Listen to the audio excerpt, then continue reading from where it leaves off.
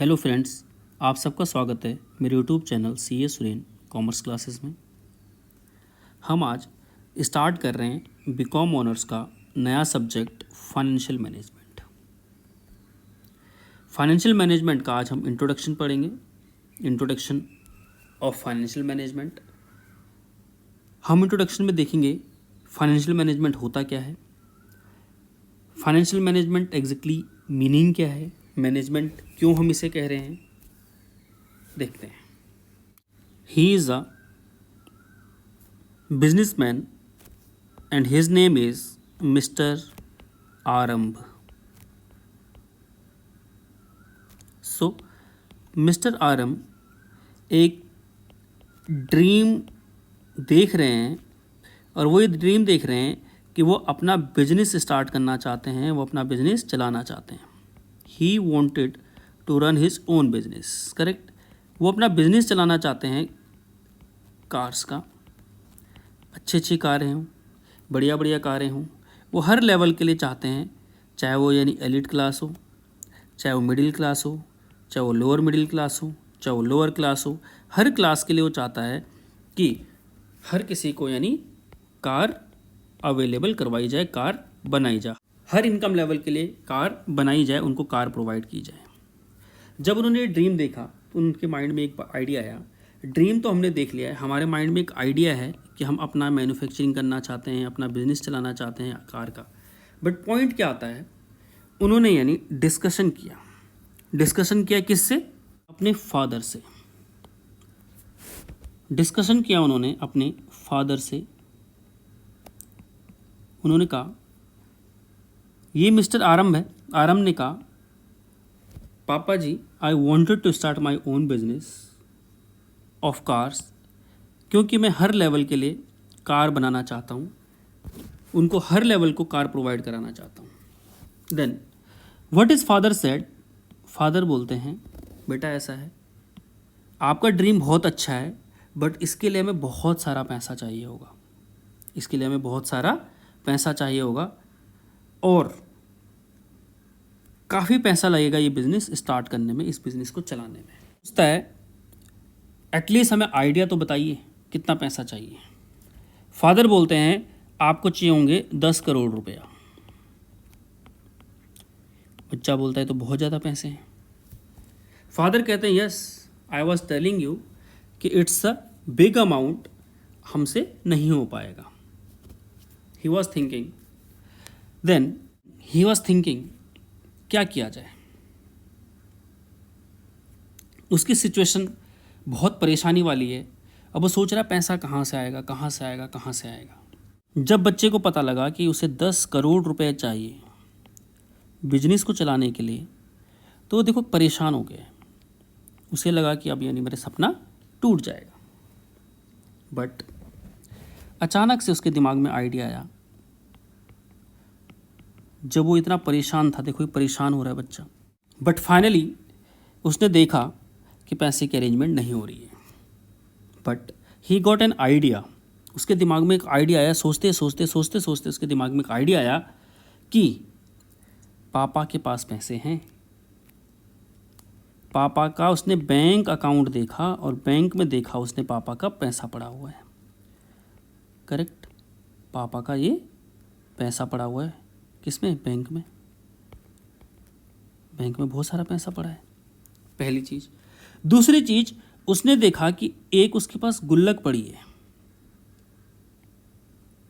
उसके पास ये गुल्लक पड़ी है और इस गुल्लक में बहुत सारा पैसा पड़ा है। तीसरा, उसने ये देखा कि पापा के पास एक कार्ड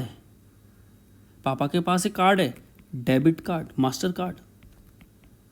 इट मीन्स बैंक में कहीं ना कहीं पैसा होगा, करेक्ट। ये उसने देखा बच्चे ने। इट मीन्स उसने ये कहा कि 10 करोड़ रुपए की अरेंजमेंट हम क्यों, पापा का बैंक अकाउंट है, मेरे पास गुल्लक है और एक डेबिट कार्ड है। उसने जब इन तीनों का चेक किया बैलेंस, तो उसे पता लगा कि इसके अंदर 6 करोड़ रुपए का अमाउंट है, करेक्ट।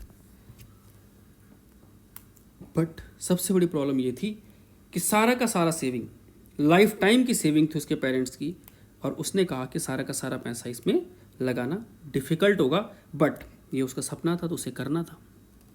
उसने सोच लिया था कि मुझे अपना बिजनेस करना है, बट पैसा चाहिए 10 crore.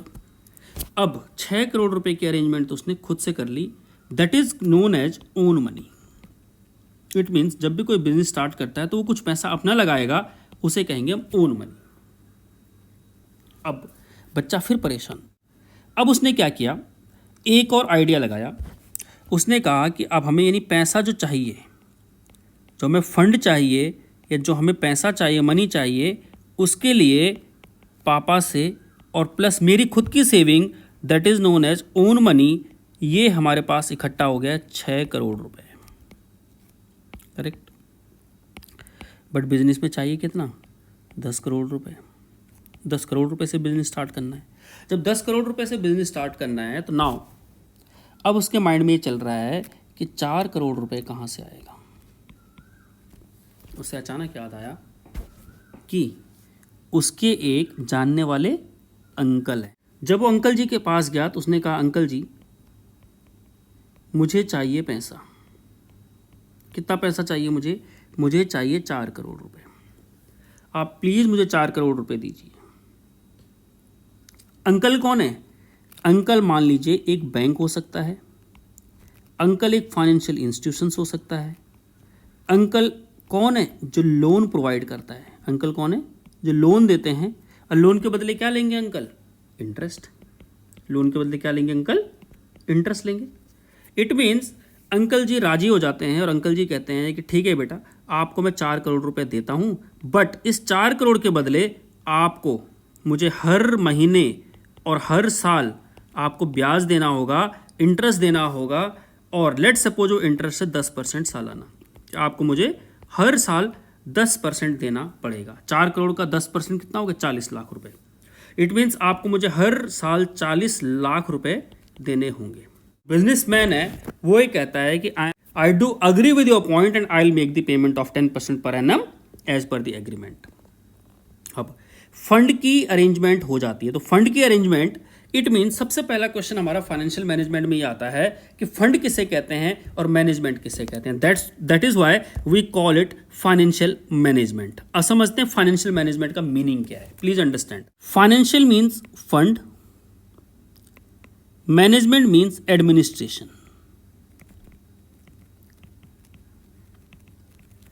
Financial means fund, management means administration. और एडमिनिस्ट्रेशन के अंदर क्या क्या चीज आती हैं? एडमिनिस्ट्रेशन में आता है प्लानिंग, कंट्रोलिंग, ऑर्गेनाइजिंग एटसेट्रा। तो वो कह रहा हम फंड का प्लान करेंगे कि पैसा कहाँ से आना है, कहाँ इन्वेस्ट होना है। प्लानिंग किस चीज़ की होगी? कि पैसा का सोर्स क्या होगा, पैसा कहाँ से आएगा और उस पैसे को कहाँ लगाना है, एप्लीकेशन क्या होगा उस पैसे का। इट मीन्स जब भी एक फाइनेंशियल मैनेजमेंट का डिसीजन लिया जाएगा तो सबसे पहले ये लिया जाएगा, फंड मीन्स मनी, कि पैसा कहाँ से आएगा, सबसे इंपॉर्टेंट चीज़। दूसरी चीज़, उस पैसे का कहाँ इस्तेमाल किया जाएगा, उसे कहाँ एडमिन किया जाएगा, कहाँ उस पैसे को लगाया जाएगा। ठीक है जी। लगाने का क्या हुआ? इन द सेंस कि जब वो एडमिनिस्ट्रेशन होगा तो एडमिनिस्ट्रेशन के अंदर आएगा प्लानिंग। प्लानिंग मीन्स कि सोर्स ऑफ फंड क्या होगा, पैसा कहाँ से आएगा और उस पैसे को कहाँ लगाया जाएगा, उसे क्या चीज़ें खरीदी जाएंगी जिससे कि सोर्स ऑफ इनकम बढ़ेगा। इट मीन्स प्रॉफिट कमाया जाएगा। दूसरी चीज़, उसे ऑर्गेनाइज कैसे करके रखना है। जो पैसा हमने लगाया है, जो हम बिजनेस चला रहे हैं, उसे ऑर्गेनाइज कैसे करके रखना है। जो फंड है, जो उसे मैनेज कैसे कर करना है, उसे ऑर्गेनाइज कैसे करना है। और फाइनली उसे कंट्रोल कैसे करना है। जितना भी फंड हमारे पास अवेलेबल है उसकी कंट्रोलेबिलिटी होनी बहुत ज़रूरी है। ऐसा ना हो कि हमारे पास कंट्रोल ना हो उस चीज़ का और हमारा फंड निकलता जा रहा है और हमें पता ही नहीं लग पा रहा। ठीक, तो ये 3 स्तंभ हैं कि प्लानिंग, ऑर्गेनाइजिंग एंड कंट्रोलिंग, वो जरूरी है अगर एक फाइनेंशियल मैनेजमेंट करना है। क्या करना है? अगर आपको मैनेजमेंट करना है और आपको फंड की मैनेजमेंट करनी है तो आपको ये तीनों चीज़ें कम से कम आनी चाहिए। ठीक है जी। पैसे की अरेंजमेंट होगी, सोर्स ऑफ फंड आ गया हमारे पास, एप्लीकेशन होगी हमारे पास कि कहाँ उस पैसे का इस्तेमाल करना है। ठीक है जी। अब अंकल जी ने बोला कि हम आपको जो लोन दे रहे हैं उसके बदले आपको देना होगा हमें इंटरेस्ट। अब जो ये बिजनेसमैन है मिस्टर आरम, ही इज थिंकिंग कि अब जो ये पैसा था सोर्स, इट मीन्स पैसा तो मेरे पास आ गया 10 करोड़ रुपए। ठीक है जी। बट इस 10 करोड़ में अब टेंशन ये हो गई है कि मुझे हर साल अंकल जी को इंटरेस्ट देना होगा, अंकल जी को इंटरेस्ट देना होगा। इट मीन्स कहीं ना कहीं उसके माइंड में ये आ रहा है कि अंकल जी को अगर इंटरेस्ट देना है तो उसे इतना तो कम से कम अर्न करना पड़ेगा। पहला क्वेश्चन, कम से कम इतना तो अर्न करना पड़ेगा कि जो अंकल जी से लोन लिया है उसके बदले में इंटरेस्ट दे पाऊं। दूसरी चीज, अब उसके घर एक और मन में उसकी चिंता यह है कि जो पापा से पैसे लिए हैं, जो फादर से पैसे लिए हैं 6 करोड़ रुपए, वो अगर डूब गया, अगर वो डूब गया तो क्या होगा। इट मीन्स उसे इस चीज़ का भी डर घबरा रहा है, उसे रिस्क है कि पिताजी के पैसे कहीं डूब न जाएं। दूसरा, उसे एक और चीज़ की चिंता है कि अगर मान लीजिए ये पैसा बैंक में जमा होता तो पिताजी को इंटरेस्ट मिलता, बट पिताजी ने अगर मेरे बिजनेस में पैसा लगा दिया है तो सारा का सारा इंटरेस्ट का लॉस हो रहा है। इट मीन्स मुझे पिताजी को कमा कर देना होगा, मुझे प्रॉफिट में कुछ हिस्सा पिताजी को देना होगा, एंड वो प्रॉफिट किस रूप में होगा, वो प्रॉफिट होगा डिविडेंड के रूप में। इट मीन्स पिताजी को उसे डिविडेंड देना होगा। इट मीन्स सिंपल सा लॉजिक ये है कि जब सोर्स ऑफ मनी होता है, सोर्स ऑफ मनी में दो तरह का सोर्स होता है। एक शेयर होल्डर फंड होता है जो शेयर होल्डर्स लगाते हैं, एक जो इंटरेस्ट अंकल से लिया है जिसे हम कहते हैं लोन मनी, एक बोरोड मनी का पैसा होता है। तो दो पॉसिबिलिटी है सोर्स ऑफ फंड में, एक होता है शेयर होल्डर फंड, एक होता है loan money, that is which is taken from the lender से लिया है पैसा बोरोवर ने। ठीक है जी। तो अब इट मीन्स एक तो उसे लेंडर को इंटरेस्ट देना होगा और शेयर होल्डर को प्रॉफिट एंड डिविडेंड देना होगा। इट मीन्स अब बात करें हम सोर्स ऑफ फंड की, तो हमारे पास सोर्स ऑफ फंड क्या हुआ, एक तो लोन मनी हो गया, लोन का पैसा हो गया, एक हो गया हमारे पास ओन मनी, एक हो गया हमारे पास ओन मनी। ओन मनी में क्या होता है, तीन पॉसिबिलिटीज हैं। इक्विटी शेयर होल्डर, उनसे पैसा लिया जाएगा, प्रेफरेंस शेयर होल्डर, उनसे पैसा लिया जाएगा, एंड रिजर्व एंड सरप्लस, अगर हमारा पहले से ही कुछ पैसा बचा के रखा हुआ है तो वो हम इस्तेमाल में लेंगे। It means source of capital का आपके पास क्या होंगे, चार ऑप्शंस होंगे। फर्स्ट वन इज लोन, दूसरा ऑप्शन क्या होगा आपके साथ, इक्विटी शेयर कैपिटल हो सकता है, प्रेफरेंस शेयर कैपिटल हो सकता है, एंड रिजर्व एंड सरप्लस हो सकता है। तो सबसे पहले आप अपना पैसा यूज करोगे, अगर कम पड़ेगा तो आप बाहर से कर्जा लोगे। यहां तक समझ में आ गया होगा, ठीक है जी। तो हम सिंपल सा अगर लॉजिक देखें तो हम कहते हैं कि हमारे पास सोर्स हुए दो,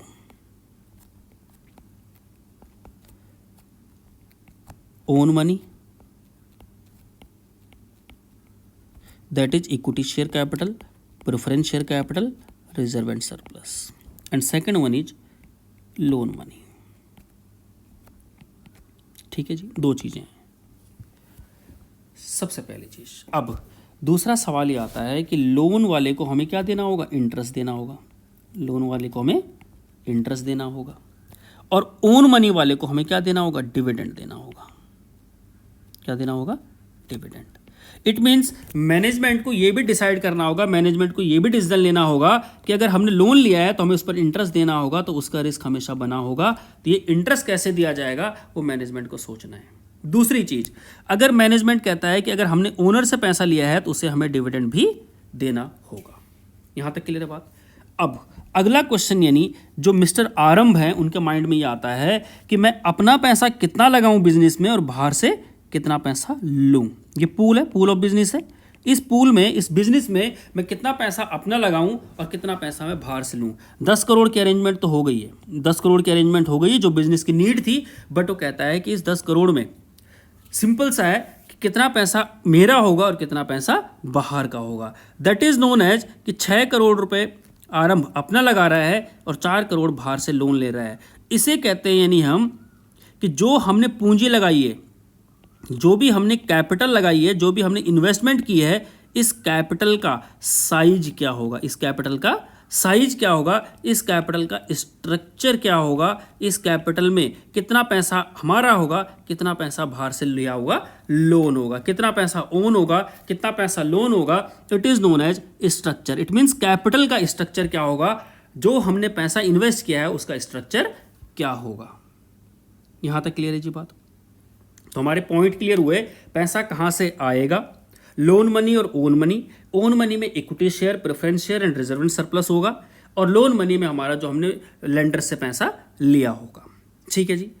लेंडर को हमें इंटरेस्ट देना होगा, ओनर को हमें डिविडेंड देना होगा। इसलिए कहीं ना कहीं फाइनेंशियल मैनेजमेंट को डिविडेंड के ऊपर भी डिसीजन लेना होगा, इंटरेस्ट के ऊपर भी डिसीजन लेना होगा। साथ में मैनेजमेंट को यह भी डिसीजन लेना होगा कि हमें यानी जो टोटल 6 करोड़ रुपए लगाए हैं या जो 4 करोड़ रुपए लगाए हैं, टोटल 10 करोड़ की पूंजी है, तो कितना पैसा मुझे खुद का लगाना है और कितना पैसा मुझे यानी बाहर से लोन लेके लगाना है। दैट मीन्स जो हमारी टोटल कैपिटल है, टोटल कैपिटल जो है उस कैपिटल का स्ट्रक्चर क्या होगा, लोन मनी कितना होगा और ओन मनी कितना होगा। ठीक है जी। अब हमने पैसों की अरेंजमेंट कर ली है, हमारे पास पैसा आ चुका है, हम ये देख चुके हैं कि कितना पैसा हमने लोन से लिया है, कितना पैसा हमने खुद का लगाया हुआ है। ठीक है जी। जो इंटरेस्ट देंगे, जो ये डिविडेंड देंगे, तो यहां पर हमें डिविडेंड के लिए डिसीजन लेना होगा। बट जो हम लोन लेते हैं, लोन के बदले इट मींस जो भी हमारी टोटल कैपिटल है, टोटल कैपिटल क्या हुई हमारी, टोटल कैपिटल होगी हमारी own money plus lone money. इसके बदले जो हमें इंटरेस्ट और डिविडेंड पे करना पड़ता है, it is known as cost of capital. कि जो आप कैपिटल लगाते हो उसके बदले आपको कितना पे करना पड़ रहा है। जैसे लोन लिया है तो उसके बदले आपको इंटरेस्ट देना होगा, अगर आपने खुद का पैसा लगाया है तो आपकी अपॉर्चुनिटी कॉस्ट का लॉस हो रहा है कि अगर वो पैसा बैंक में होता तो कहीं ना कहीं आपको कुछ कमा कर देता। ठीक है जी, यहां तक क्लियर है। यहां तक हमारे को समझ में आ गया कि हमारे पास दो सोर्स होंगे, own money and loan money. Own money पर हमें क्या होगा, डिविडेंड और प्रॉफिट में हिस्सा देना होगा, लोन मनी में हमें यानी इंटरेस्ट पे करना होगा। और जो हम पैसे के बदले, कैपिटल के बदले पे करते हैं उसे कहते हैं कॉस्ट ऑफ कैपिटल। ठीक है जी, यहां तक क्लियर है। अब आगे देखते हैं। अब हमारे पास यानी 10 करोड़ रुपए इकट्ठा हो गया। जैसे ही 10 करोड़ रुपए इकट्ठा होगा, अब मैं कह सकता हूं कि यानी आरंभ के पास, मिस्टर आरंभ के पास 10 करोड़ रुपए हैं। 10 करोड़ रुपए का टोटल फंड मिस्टर आरंभ के पास इकट्ठा हो गया है। टोटल 10 करोड़ रुपए का पैसा फंड मिस्टर आरंभ के पास इकट्ठा हो गया है। बट उसके माइंड में दो चीज़ें चल रही हैं कि एक तो मेरा कितना पैसा है, बाहर से कितना लिया हुआ पैसा है, दैट इज़ हमारा कैपिटल स्ट्रक्चर क्या है। दूसरी चीज़ उसके माइंड में ये चल रही है कि मुझे इंटरेस्ट भी देना है, डिविडेंड भी देना है, तो उसके लिए डिविडेंड डिसीजन लेना होगा, इंटरेस्ट का डिसीजन लेना होगा। इट मीन्स कहीं ना कहीं उसे ये चीज़ सता रही है कि मेरी कॉस्ट ऑफ कैपिटल क्या होगी। ठीक है जी, यहाँ तक। अब जब उसने डिसीजन ले लिया है तो अब उसके पास दो ऑप्शन आती हैं कि अब उसे बिजनेस स्टार्ट करना है। जब वो बिजनेस स्टार्ट करेगा, पैसा आ चुका है, उसे अपना इंफ्रा तैयार करना है, उसे यानी इक्विपमेंट्स खरीदने हैं, मशीनें खरीदनी है, बिल्डिंग खरीदनी है। अब उसने सारी चीज़ें अरेंज की और अरेंज करने के बाद उसने कहा कि हमारे पास कुछ होंगे नॉन करंट असेट्स, यानी मशीनें जो करंट असेट्स नहीं होंगी, और कुछ होंगी हमें करंट असेट्स जिससे कि हम day to day business activity run करेंगे। इट मीन्स जो पैसा आया उस पैसे से वो दो जगह पैसा इन्वेस्ट करेगा, एक नॉन करंट असेट्स में लगाएगा और एक करंट असेट्स में लगाएगा। मान लीजिए 10 करोड़ में से यानी 7 करोड़ रुपए यानी कहाँ लगा दिया, नॉन करंट असेट्स में लगा दिया, और 3 करोड़ रुपए उसने करंट असेट्स में लगा दिया। ठीक है जी। अब नॉन करंट असेट्स में क्या होगा, अब उसे ये डिसीजन लेना। Non current assets means fixed assets. Non current assets means basically fixed assets, जैसे कि मशीन। अब बात आती है मशीन की। अब उसे प्रोडक्शन करना है तो उसे इक्विपमेंट चाहिए, मशीन चाहिए। अब उसके माइंड में ये आ रहा है कि मशीन मैं किससे खरीदूं। मार्केट में बेचने वाला ए है, बी है, सी है। मिस्टर आरम सोच रहा है कि यानी मैं 3 कोटेशन आई हैं, किससे मैं ये मशीन खरीदूं। अब उसे इसके ऊपर डिसीजन लेना है। जब इसके ऊपर डिसीजन लेना है, इस डिसीजन को नाम कहते हैं कि हमें इसके अंदर कितना पैसा लगाना होगा इस असेट्स को खरीदने में, कितना पैसा मुझे अपना ब्लॉक करना होगा इस असेट्स को खरीदने में, इस मशीन को खरीदने में। जिस मशीन को खरीदने में उससे यानी पैसा ब्लॉक करना होगा, उसके लिए उसे बहुत केयरफुली डिसीजन लेना होगा। और जब केयरफुली डिसीजन लेना होगा तो उसे नाम कहते हैं यानी कि जो पैसा आया है उसे हमें कैपिटल असेट्स में कितना बजट करना है, that is capital budget. And capital budget किसे कहते हैं, कि जो भी हम फिक्स्ड असेट्स को खरीदने में जितना पैसा हम इन्वेस्ट करते हैं, जितना पैसा हम इकट्ठा करते हैं for the purpose of capital assets is known as capital budgeting. तो जब भी कैपिटल बजटिंग की बात आएगी तो कैपिटल बजटिंग इट मीन्स जब हम कैपिटल असेट्स को खरीदने के लिए जितना बजट, जितना हम प्रोविजन, जितना हम अपने लिए सेविंग करके रखते हैं for the purpose of purchasing fixed assets is known as capital budget. And जब कैपिटल बजट पढ़ेंगे तो हम इसके अंदर ये देखेंगे कि क्या क्या टेक्निक्स हैं, क्या क्या टेक्निक्स हैं जिसके बेसिस पर हम कैपिटल बजटिंग करेंगे। कैपिटल बजटिंग करेंगे कैसे? कैपिटल बजटिंग मीन्स अगर हम कैपिटल मानते हैं, अगर हमें फिक्स एसेट्स खरीदनी है तो हम कौन कौन से मेथड से फिक्स एसेट्स खरीद सकते हैं कि जिससे कि हमारे को ओवरऑल प्रॉफिट हो, क्योंकि जो फिक्स एसेट्स खरीदेंगे वो हमें कमा कर देगी, और जब वो हमें कमा के देगी तो हमें ये चेक करना जरूरी है कि जो हम फिक्स एसेट्स खरीद रहे हैं, मान लीजिए हमने यानी फिक्स एसेट्स खरीदी यानी 50 लाख रुपए की, 50 लाख रुपए की फिक्स एसेट्स खरीदी, इसकी लाइफ है मान लीजिए 5 साल, 5 साल की लाइफ है, तो क्या ये 5 साल में मेरे को 50 लाख रुपए कमा कर देगी या नहीं देगी? मान लीजिए 50 लाख की मशीन ने 5 साल में ईयर 1 में, ईयर 2 में, ईयर 3 में, ईयर 4 में, ईयर 5 में, पहले साल इसने 10 लाख रुपए कमाए, दूसरे साल इसने 20 लाख कमाए, तीसरे साल 30 लाख कमाए, फिर 20 लाख कमाए और फिर 10 लाख कमाए। इट मीन्स इसने टोटल 30, 60 और 30 90 लाख रुपए कमाया। कितना कमाया? 90 लाख रुपए कमाया। 50 लाख की मशीन ने 90 लाख रुपए कमाया, तो इट मीन्स उसने बहुत अच्छा कमाया। बट पॉइंट इज कि ये 10 लाख रुपए आपको जो मिलेंगे कब मिलेंगे? 5वें साल के एंड में। ये 20 लाख कब मिलेंगे आपको? चौथे साल के एंड में। तो वो ये कहता है कि आज इसकी प्रेजेंट वैल्यू कैलकुलेट कर लीजिए, आज इसकी प्रेजेंट वैल्यू कैलकुलेट कर लीजिए कि आज अगर ये पैसा अगर आज मिलेगा, इट मीन्स आज अगर 1 रुपए की वैल्यू 1 रुपए है तो 5 साल बाद 1 रुपए की वैल्यू क्या होगी? मान लीजिए 40 पैसे होगी, तो 40 से मल्टीप्लाई कर लीजिए, आज की वैल्यू पता लग जाएगी। अब 90 लाख रुपए को 40 से मल्टीप्लाई करेंगे तो 36 लाख रुपए आएगा। हमारी मशीन 50 लाख की है और सिर्फ 36 लाख रुपए अगर मुझे रिसीव होंगे तो मैं कहूंगा कि मुझे असेट्स नहीं खरीदनी है। बट अगर यही असेट्स की वैल्यू मान लीजिए यानी 80 हो जाती है, तब कितना हो गया? 8 इंटू में 9 72 लाख हो गया। अब हम 50 लाख रुपए लगा के 72 लाख रुपए कमा रहे हैं, तो हम कहेंगे कि हम ये मशीन खरीदेंगे। तो हम कैपिटल बजटिंग के अंदर ये डिसीजन लेंगे कि हमें कौन सी असेट्स खरीदनी है, कौन सी असेट्स हमें नहीं खरीदनी है। Assets means non current assets. ठीक है जी। तो हम ये जो हमारे पास मिस्टर आरंभ है वो ये सोच रहे हैं कि मैं नॉन करंट एसेट्स खरीदूंगा या नहीं खरीदूंगा, और कौन सी खरीदूंगा उसके लिए मुझे कौन सिखाएगा? कैपिटल बजटिंग बताएगा, और कैपिटल बजटिंग टेक्निक मुझे सिखाएंगी कि मुझे यानी कौन सी एसेट्स में पैसा लगाना है, कौन से एसेट्स में पैसा नहीं लगाना है। क्या मुझे अपनी पुरानी एसेट्स को चलाना है या पुरानी एसेट्स को रिप्लेस करके नई एसेट्स को लगाना है? पहली चीज। दूसरी चीज उसके माइंड में आएगी करंट एसेट्स। अब देखते हैं करंट एसेट्स के बारे में। सर आराम ये सोच रहे हैं कि उन्होंने फिक्स एसेट्स भी खरीद ली। मान लीजिए उन्होंने क्या किया, 10 करोड़ रुपए की फंडिंग आई, उन्होंने प्रपोजल चेक किया, उन्होंने देखा कि ये मशीन हमारे लिए लायक है और ये मशीन हमें कमा कर देगी। उन्होंने यानी टोटल जो फिक्स एसेट्स खरीद ली, नॉन करंट एसेट्स खरीद ली, उन्होंने 6 करोड़ रुपए के 7 करोड़ रुपए के उन्होंने एसेट्स खरीद ली। अब पॉइंट ये आता है कि फिक्स एसेट्स खरीद तो लिए, इक्विपमेंट तो खरीद लिए जिससे गुड्स बनेगा, बट अल्टीमेटली गुड्स बनाने के लिए चाहिए होगा मटेरियल, जिससे कि गुड्स बनेगा। अब वो यानी मटेरियल खरीदने जा रहे हैं, तो उन्होंने कहा यानी करंट एसेट्स में सबसे पहले यानी वो देखेंगे इन्वेंट्री। सबसे पहले क्या देखेंगे? इन्वेंट्री, जिससे कि हमारा गुड्स तैयार होगा, और जब गुड्स तैयार होगा तब मार्केट में बिकेगा और तब हमें पैसा मिलेगा। इट मीन्स मिस्टर आरंभ को इन्वेंट्री का भी मैनेजमेंट करना सीखना पड़ेगा कि how the inventory will be managed. अब इसमें एक सिंपल सा लॉजिक देखते हैं। मान लीजिए इन्वेंट्री के लिए आपको क्या करना होगा? जब आप इन्वेंट्री में रॉ मटेरियल खरीद के लाओगे तो आपको गोडाउन लेना पड़ेगा, आपको लेना पड़ेगा इसके लिए गोडाउन। ठीक है जी। आपने गोडाउन लिया किराए पे, पहली चीज, तो आपने सारा मटेरियल इसके अंदर रख लिया। ठीक है। दूसरी चीज, अब इसके अंदर पॉइंट ये आता है कि मान लीजिए मंथ एंड होने वाला है और मंथ एंड में आपके पास जो मटेरियल था किसी महीने वो खत्म होने वाला है। जब मान लीजिए 28 तारीख आ गई, 28 जनवरी आ गई, 31 जनवरी को आपके पास मटेरियल खत्म हो जाएगा। आप 28 जनवरी आ गई, आपने 28 जनवरी से पहले आपने क्या किया? कहा कि अभी हमारे पास मटेरियल है, हमें ज़रूरत नहीं है। आपने 30 जनवरी को आपने ऑर्डर किया। जब ऑर्डर किया आपने, तो जो ऑर्डर प्लेस कर रहा था, ऑर्डर प्लेस हुआ और आपको डिलीवरी मिली कब? 5 फरवरी को। अब आपके पास मटेरियल कब तक का था? सिर्फ 31 जनवरी तक का था। आपके पास मटेरियल 31 जनवरी तक का था, आपको ऑर्डर किया आपने 30 जनवरी को और आपके पास मटेरियल पहुंचा 5 फरवरी को। इट मीन्स 31 जनवरी से लेके 31 जनवरी का तो था 1, 2, 3, 4 और 5 दिन आपकी लेबर खाली बैठी रही। 5 दिन तक आपको यानी फ्री में पैसा देना पड़ा। कोई बिजनेसमैन ये नहीं चाहेगा कि ये 5 दिन उसका नुकसान हो।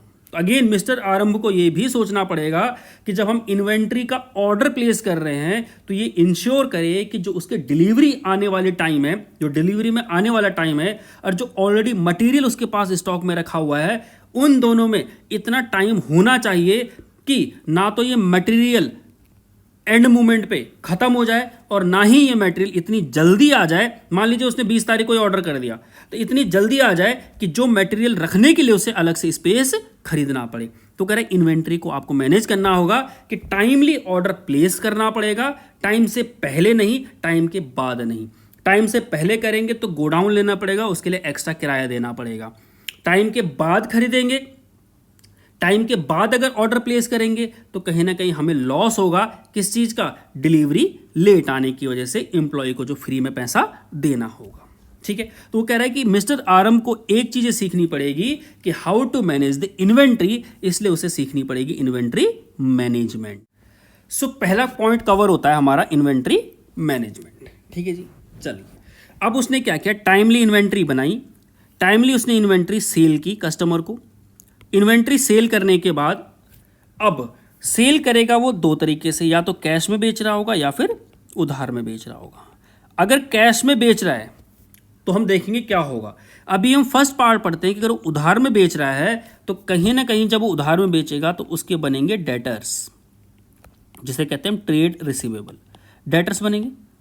अब डेटर्स बनेंगे तो हम डेटर्स को टाइम देंगे कि मान लीजिए हमने 30 दिन का क्रेडिट पीरियड दिया, या 40 दिन का क्रेडिट पीरियड दिया, 50 दिन का क्रेडिट पीरियड दिया, 60 दिन का क्रेडिट पीरियड दिया। अब अगेन मैनेजमेंट के दिमाग में ये सवाल आ रहा है मिस्टर आरम के कि जो मैं सामान बेच रहा हूं, मैं कस्टमर को 30 दिन का टाइम दूं, 40 दिन का टाइम दूं, 50 दिन का टाइम दूं या 60 दिन का टाइम दूं। It means again it's a dilemma कि उसे दिमाग में ये चीज़ आ रही है कि मैं 30 दिन का टाइम दूं यानी कस्टमर को, 40 दिन का टाइम दूं, 50 दिन का टाइम दूं, 60 दिन का टाइम दूं। इससे क्या होगा, अगर आप 30 दिन का टाइम दोगे तो कस्टमर कम खरीद के ले जाएगा, बट वही टाइम अगर हम 60 दिन का बढ़ा देंगे तो जहां उसकी रिक्वायरमेंट एक क्वांटिटी की होगी वो सीधे ही डबल कर देगा। क्यों? क्योंकि टाइम उसके पास एक्स्ट्रा होगा जो कि वो सामान आगे बेचेगा और कस्टमर से पैसा इकट्ठा करेगा, आपको पे कर देगा। अगेन आपके लिए एक और क्वेरी आती है, मिस्टर आरम कह रहा है कि इसका मतलब मुझे एक और चीज सीखनी पड़ेगी और उसका नाम होगा डेटर्स मैनेजमेंट, और we can say receivable management. Receivable management means कि ये पैसा हम कस्टमर को कितने टाइम के लिए उधार दें, 30 दिन के लिए दें, 40 दिन के लिए दें, 50 दिन के लिए दें या 60 दिन के लिए दें, कहां पर हमें यानी बेनिफिशियल होगा। 30 दिन में देने से फायदा होगा, 50 दिन में देने से फायदा होगा, 40 दिन में देने से फायदा होगा या फिर 60 दिन में देने से फायदा होगा। हम जितना क्रेडिट पीरियड कस्टमर को देंगे, हमें तीनों चारों प्रपोजल चेक करने पड़ेंगे कि कहां पर हमारे को बेनिफिट होगा। अगेन करंट एसेट्स में यानी मैनेजमेंट को यह भी सीखना पड़ेगा, मिस्टर आरंभ को यह भी सीखना पड़ेगा कि how to manage the debtors, debtors को कैसे मैनेज करना है, इन्वेंट्री को कैसे मैनेज करना है, डेटर्स को कैसे मैनेज करना है। अगला पॉइंट वो आता है कि जब डेटर्स को मैनेज करोगे तो आपको कहीं ना कहीं कैश में सामान बेच रहे होंगे। जब कैश में सामान बेच रहे हो तो आपको कैश भी मैनेज करना आना चाहिए, कैश मैनेजमेंट। इट मीन्स आपका इनफ्लो एंड आउटफ्लो इतना होना चाहिए, इनफ्लो एंड आउटफ्लो इतना होना चाहिए कि जब टाइम आए लायबिलिटी को पे करने का तो आप लायबिलिटी को पे कर सको, जब आती है बात लिक्विडिटी की तो आप लिक्विडिटी मैनेज कर सको। ऐसा ना हो कि आपके पास जब क्रेडिटर आए तो आप उसे पैसा पे ना कर पाओ। शॉर्टेज ऑफ फंड नहीं होना चाहिए, shortage of payment, shortage of cash नहीं होना चाहिए। तो कहीं ना कहीं मिस्टर आरम को कैश को मैनेज करना भी आना पड़ेगा। एंड लास्ट वो कहता है कि मैनेजमेंट को अल्टीमेटली चाहे वो कोई भी हो उसे वर्किंग कैपिटल को मैनेज करना आना चाहिए। Working capital is total current assets minus current liabilities. It means उसे दोनों चीजों को मैनेज करना भी आना पड़ेगा, क्योंकि वर्किंग कैपिटल एक ऐसी कैपिटल होती है जो कि हमारे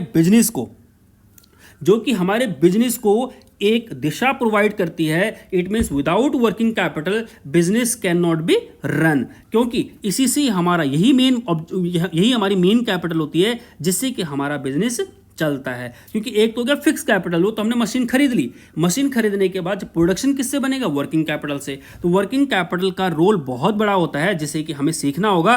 तो मिस्टर आरम को एक और चीज सीखनी पड़ेगी, working capital estimation and working capital management. तो अंडर करंट असेट्स मिस्टर आरम को यह देखना पड़ेगा कि टाइम पर रॉ मटेरियल आना चाहिए, टाइम पर हमें ऑर्डर करना है, हम टाइम से पहले नहीं करेंगे, टाइम के बाद नहीं करेंगे, हमें कितनी ऑर्डर क्वांटिटी करनी होगी जिससे कि हमें फायदा हो। दूसरी चीज, जब हम उधार में बेचेंगे तो हमें डेटर को उधार का टाइम कितना देना है, 30 दिन का देना है, 40 दिन का देना है, 50 दिन का देना है, 60 दिन का देना है, 90 दिन का देना है, ये भी हमें डिसाइड करना होगा। जब हम बात करें कैश मैनेजमेंट की, तो हमारे पास कितना इनफ्लो है, कितना आउटफ्लो है, हमें लिक्विडिटी को मैनेज करके रखना है, जिससे कि हमारे बिजनेस की लिक्विडिटी मेंटेन रहे। और जब भी क्रेडिटर आए, जब भी हमारा ड्यू आए, इट मीन्स चाहे वो लोन का ड्यू हो, चाहे वो इंटरेस्ट का ड्यू हो, चाहे वो क्रेडिटर्स का ड्यू हो, हम उसे टाइमली पे कर सकें। एंड एट द एंड हमें वर्किंग कैपिटल, चाहे वो करंट एसेट्स में पैसा लगाया हो, चाहे वो करंट लायबिलिटी में पैसा लगाया हो, हमें वर्किंग कैपिटल को एस्टिमेट करना आना चाहिए, हमें वर्किंग कैपिटल को मैनेज करना आना चाहिए। अब हम अगर पिक्चर देखें तो हमारे पास सोर्स ऑफ फंड क्या है, सोर्स ऑफ फंड। अगर हम सोर्स ऑफ फंड देखें तो हमारे पास सोर्स होगा दो जगह से, एक होगा ओन मनी, एक होगा हमारे पास लोन मनी। ठीक है जी। ओन मनी में क्या क्या चीज़ें होंगी, equity share capital, preference share capital, reserve and surplus. Loan money में क्या होगा, जो भी हमने डेट लिए हैं, बोरो किया है debt. Equity share, preference share and reserve and surplus, इसके बदले हमें देना होगा डिविडेंड, करेक्ट। एंड इस डेट के बदले देना होगा हमें इंटरेस्ट। ठीक है जी, इंटरेस्ट का रोल होगा। ठीक है जी। अब जब बात करें हम इस चीज की, तो हमने कहा इन्हें डिविडेंड और इंटरेस्ट देना होगा, तो हमने कहा सोर्स ऑफ फंड तो हमने इकट्ठा कर लिया है, पैसा कहां से आएगा ये इकट्ठा कर लिया। बट पॉइंट ये आता है कि कितना पैसा हमारे पास किसका, ओन मनी का होगा, और कितना पैसा हमारे पास लोन मनी का होगा। इट मीन्स ओन मनी कितना होगा, लोन मनी कितना होगा, इन दोनों को एक कैपिटल स्ट्रक्चर प्रोवाइड करना होगा कि जो भी हमने पैसा लगाया होगा उसका स्ट्रक्चर क्या होगा, वो कितना पैसा होगा। जब हमारे पास पैसा आएगा तो हमें इंटरेस्ट पे करना होगा या डिविडेंड पे करना होगा। इस जो इंटरेस्ट को पे कर रहे हैं इसे कह रहे हैं हम कॉस्ट ऑफ कैपिटल। ठीक है जी। जब कॉस्ट ऑफ कैपिटल आ गया, फंड हमारे पास अरेंज हो गया, तो हम फंड से क्या करेंगे, दो चीजें परचेज करेंगे, एक नॉन करंट असेट्स और एक current assets. Non current assets की बात करें तो हमें यानी फिक्स एसेट्स खरीदनी है या नहीं खरीदनी, वो हमें सिखाएगा कैपिटल बजटिंग टेक्निक, कि हमें परचेज करना है या नहीं करना है, या हमें एग्जिस्टिंग गुड्स को, एग्जिस्टिंग असेट्स से ही काम करना है नहीं करना, उसे रिप्लेस करना है नहीं करना, वो सिखाएगा capital budgeting technique. Current assets की बात करें तो करंट असेट्स में क्या होगा, यानी या तो हमारे पास इन्वेंट्री मैनेजमेंट होगा, डेटर मैनेजमेंट होगा, कैश मैनेजमेंट होगा, working capital estimation and management होगा। हमें सारी की सारी करंट असेट्स को मैनेज करना आना चाहिए। बट वो ये कहता है कि कहीं ना कहीं हमारे को ये समझ नहीं आ रहा, हम सब कुछ तो पढ़ चुके हैं कि पैसा कहाँ से आएगा, कहाँ कहाँ लगाना है, कहाँ कहाँ उसका एप्लीकेशन होगा। This is the application of fund.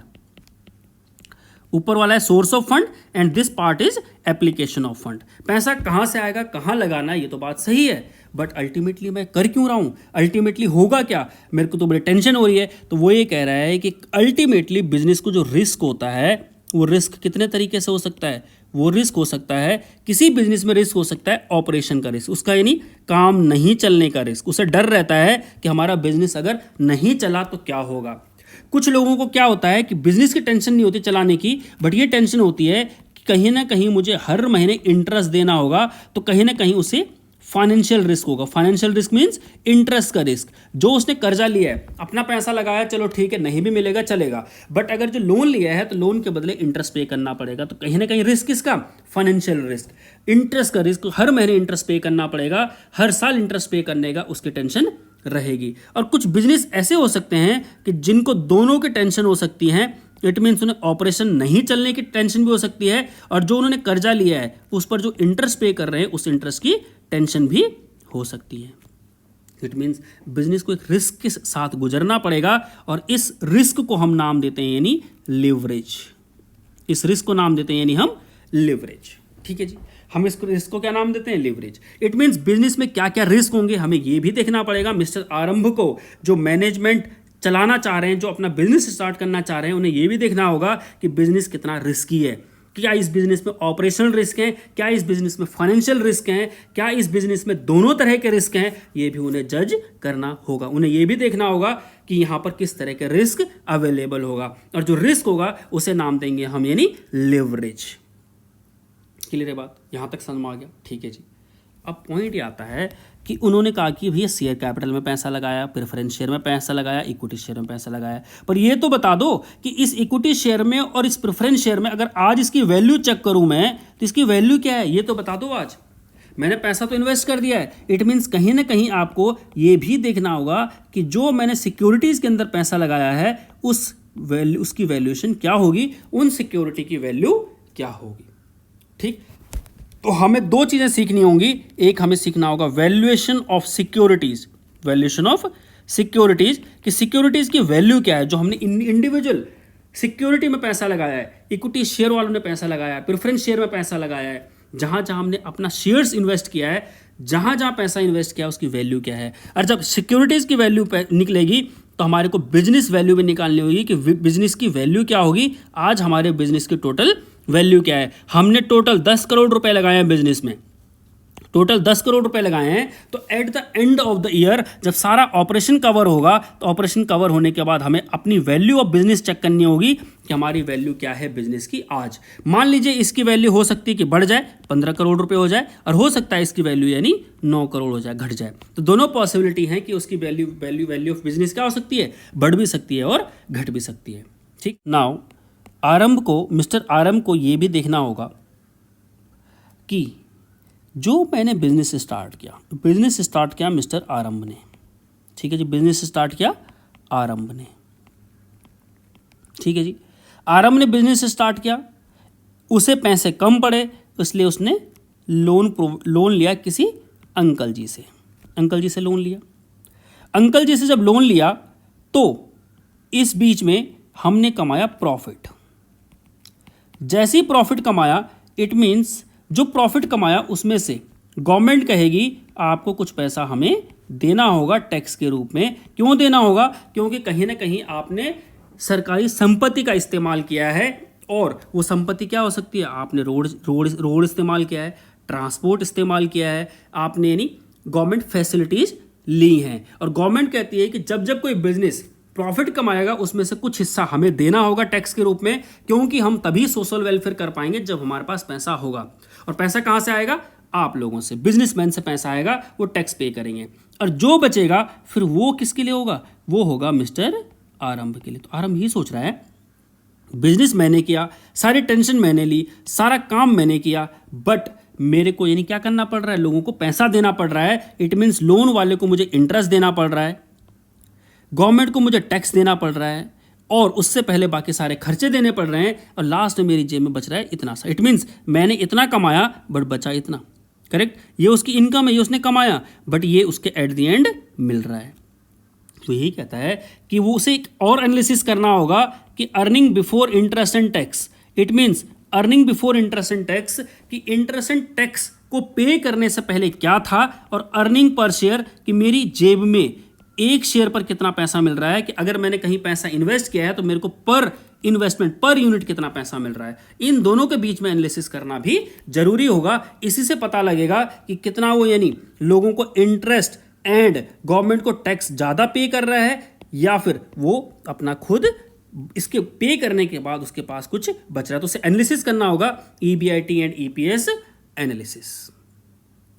So this was the short story. एक बिजनेसमैन मिस्टर आरंभ जो सोच रहे हैं कि अपना बिजनेस हमें करना है, इसके लिए वो फाइनेंशियल प्लानिंग कर रहे हैं एंड फाइनेंशियल मैनेजमेंट कर रहे हैं। दैट मीन्स फंड की मैनेजमेंट कर रहे हैं कि फंड को कैसे कैसे मैनेज किया जाएगा, मुझे ये पैसा कहाँ कहाँ लगाना होगा, मुझे उसके लिए क्या क्या करना होगा, मेरे बिजनेस में किस तरह का रिस्क होगा, मुझे EBIT EPS एनालिसिस कैसे करना होगा, इंटरेस्ट को कैसे कैलकुलेट करना होगा, डिविडेंड को कैसे कैलकुलेट करना होगा, गवर्नमेंट को टैक्स कैसे पे करना होगा, एट द एंड मेरे पास क्या बचेगा, ये सारा का सारा वो दिमाग में लेके चल रहा है। And this is known as financial management. इसी को ही हम यानी आगे लेके चलेंगे। पूरी क्लास हम इसी को देखेंगे कि हमने क्या क्या चैप्टर्स कवर करने हैं फाइनेंशियल मैनेजमेंट के अंदर, जो कि हमने इस स्टोरी के साथ आपको सारा बताया है। नाउ एक बार सारे के सारे चैप्टर देख लेते हैं, कहाँ कहाँ हम चैप्टर हैं और हम क्या क्या उसके अंदर पढ़ने वाले हैं।